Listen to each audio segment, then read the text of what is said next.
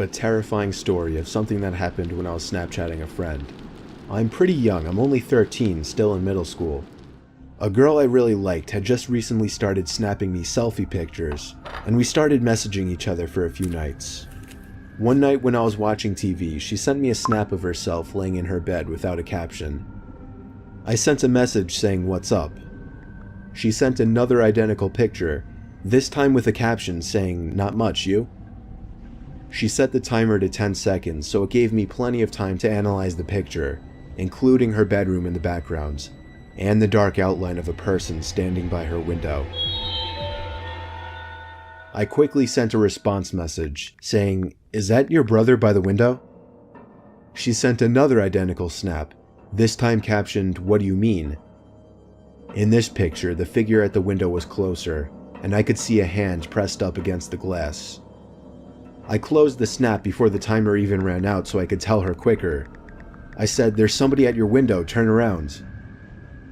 She opened my snap almost immediately, and then I didn't hear from her again on the app. I grew more and more worried as the minutes passed. I texted her a few times to no avail. I tried calling her a few times to no avail as well. I didn't know her house phone number, otherwise I would have called her parents. It wasn't until midnight when I was already laying in bed that she finally texted me back. She explained the whole situation. As soon as she looked at her window and saw the person standing there, she screamed, and that caused the person, who turned out to be a 20-something-year-old man, to open the window and jump into the room. From there, she ran to her parents' room and woke her dad, who went to her room to find nothing but an open window.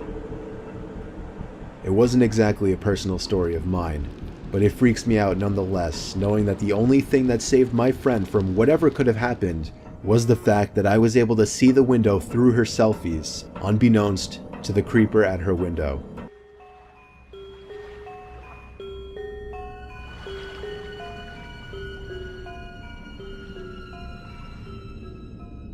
It was approaching the end of summer, and my friends and I wanted to do some cool, mischievous things before going back to school. So, we had the genius idea one night to sneak into a nearby community pool. It was actually only a couple blocks away. It's right smack in the middle of a residential area, so instead of sitting on a main road or something, it actually just sat around a bunch of houses on a quiet road. During a hot day, the little parking lot would be full and the spot would be bustling. But at 1 in the morning, the place was of course dead. There's obviously a big fence surrounding the whole front entrance, as well as a cage that gets closed up when the place closes, so our best way was to get in through the side. We snuck into the backyard of a neighboring house and hopped the fence over to the pool. It was as easy as that. The four of us took off our shirts and jumped into the pool, which in retrospect wasn't smart, since any of the neighbors could have heard the splashes and just called the police. But we were dumb high schoolers. It was very, very dark within that whole enclosing. This pool had no lights, which is why it closed at sunset. James, Courtney, and Alyssa were on the other side of the pool, as I was just kind of doing my own thing at first, swimming around and getting my face wet.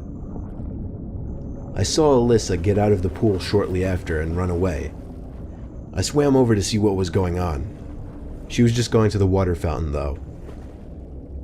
The three of us just bopped around in the water for a bit, and eventually we heard Alyssa jump back into the pool from the other side.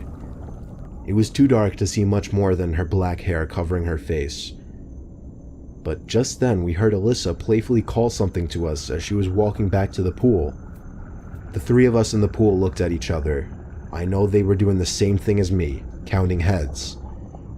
There were 3 of us on this side of the pool, and here came Alyssa walking over to our side. So who was that on the other side?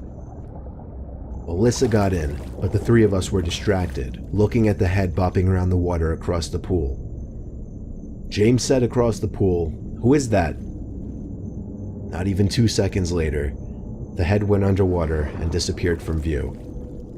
We took this time to whisper to each other, mostly things like, what should we do? What if that's security? And should we run? Suddenly I felt something grab my leg with force and tried pulling me down into the water. I kicked, splashed, and yelled for help. James came over to pull me out of the pool, while the girls were already running for it, screaming.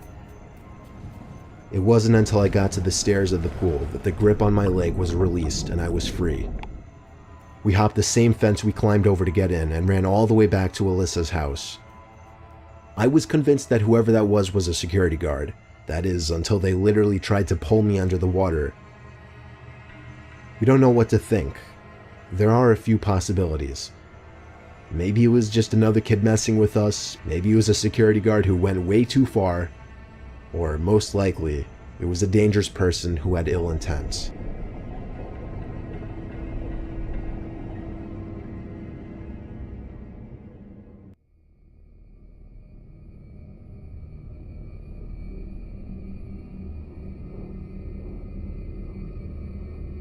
Back in high school, I took a mysteries and mythology type class, or something like that. I don't remember the name of the class.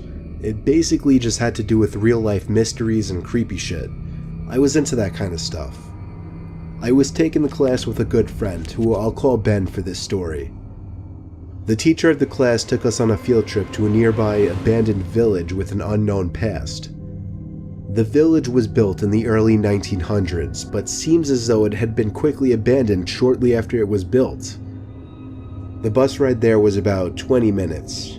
All of us were glued to the bus windows as we pulled up some sketchy-looking, decrepit road cutting through dense forest. The road eventually led to a clearing. We were there. We stepped out onto the road, which had grass growing through the cracks. The grass surrounding was almost knee-high. Then there were the buildings. The tall, archaic brick buildings with the boarded-up windows all gave off such chilling vibes. The teacher lined all 20 of us up, counted heads, and then began leading the way. The point of this little field trip was to use the so-called skills we learned in class to see if we could put anything together about why the village may have been abandoned so long ago. Some of the buildings had holes in the walls just below. We both looked at each other and knew we had to do it. Ben was just around the time Apple started lights on their phones, so we had a source of light. It was creepy down there. There were a couple of beer bottles, one graffiti tag on the wall, and dusty wooden planks everywhere. There was a wooden stairway which led up to complete darkness, since all windows and doors had been sealed shut from above. We had already gone as far as to enter the building, so we figured we'd go up the stairs too.